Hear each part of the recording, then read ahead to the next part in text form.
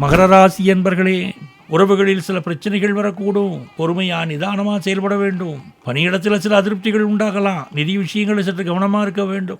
மகர ராசி உத்திராட நட்சத்திரம். வேலைகளில் மந்த நிலை அல்லது தாமதம் ஏற்படலாம். விழிப்புணர்வு அவசியம். புதிய முதலீடுகள் மற்றும் முயற்சிகளை தள்ளி போடுவது உசிதம். பொறுமை கடலினும் பெரிது. நிதானமான அணுகுமுறையை இன்றைய வெற்றிக்கான சூட்சமம். தர்ம கர்மாதிபதி சனி பகவான். வணங்க இன்னல்கள் குறைந்து நன்மைகள் உண்டாகும். மகர ராசி திருவோணம் நட்சத்திரம்.